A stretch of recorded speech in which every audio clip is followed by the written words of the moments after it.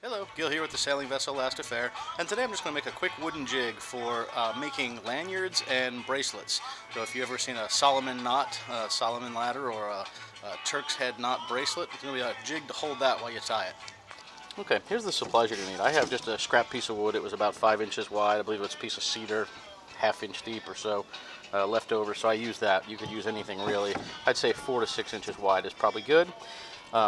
A little bit of 1x2, and I had some scrap pieces of wood here as well, and I'm going to cut these in the width of this particular piece, so there'll be the cross supports here. I went ahead and cut 2 of the ½ inch thick ones and 1 3/4 inch for the front and 1 for the back, so twice the number of these. Essentially it's going to be 6 pieces that width. The reason I did these this high, I'm going to epoxy these together. It gives me enough room to get my hands down underneath it when tying the knots. You'll need a 1/4x20 carriage bolt. It's important to get a carriage bolt. If you notice, it has a square edge on it, and that square edge is going to fit in the groove that we cut in the piece of wood, so that so it doesn't twist. Wing nut, it's also 1/4x20, and I have a couple of just 1/4 inch dowels. Essentially, I'm going to put that in the bottom to keep the piece from rotating. I'll show you that in a moment. I have a router table set up with a fence here just to keep it from moving back and forth. Basically, put a 1/4 inch router bit in here. This is actually a little bigger than the 1/4 inch right now, but what I did was I put the bit in there, I set the wood in the place I wanted it, I held it, turned it on, and slowly rotated the router up until the bit came all the way through the top. Once it did, I was able to, actually started it from this side, was able to just feed it right across and cut that groove in it. And you want to stop before you get to the end.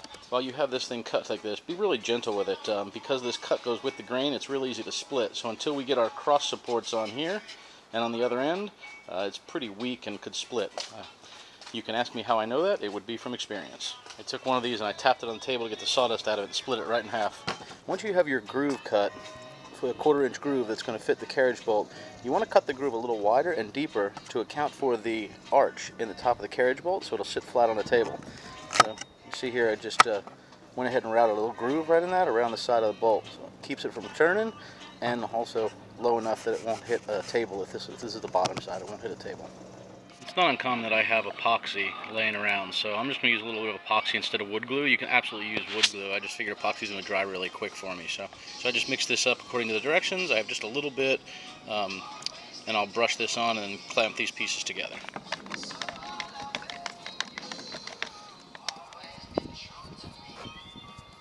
I'll do the same. This one is, I have this one a little bit offset just so there's more room for my fingers to work when I'm doing the knotting on this with this jig.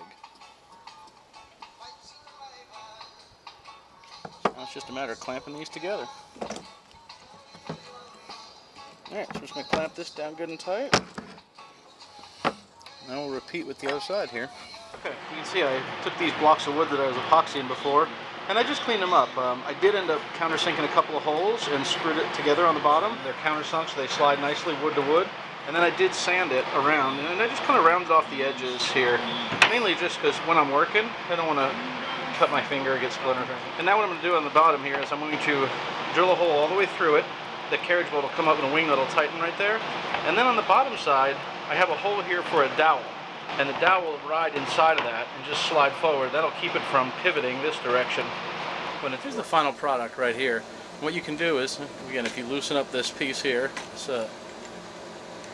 let's say you want to make an 8-inch bracelet, you slide it right to the mark for 8 inches.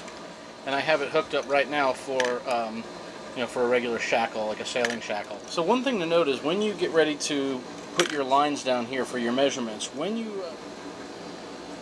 so what you want to do is you'll notice that you put your tape measure right at the back side of where the bolt goes through, the shackle goes through, and then right over here you measure to that same spot where you started. So you can see it's right at the 4-inch mark. You then take your lines down below, and you see I drew a line there at the 4-inch mark, and then mark every inch as you go.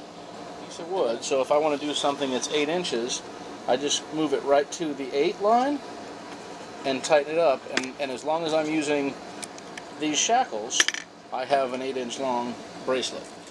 Be sure when you measure, just to double check yourself, you put the end of the tape measure just before the shackle, and then you'll notice it's right at the 8-inch mark, which is perfect because that's all.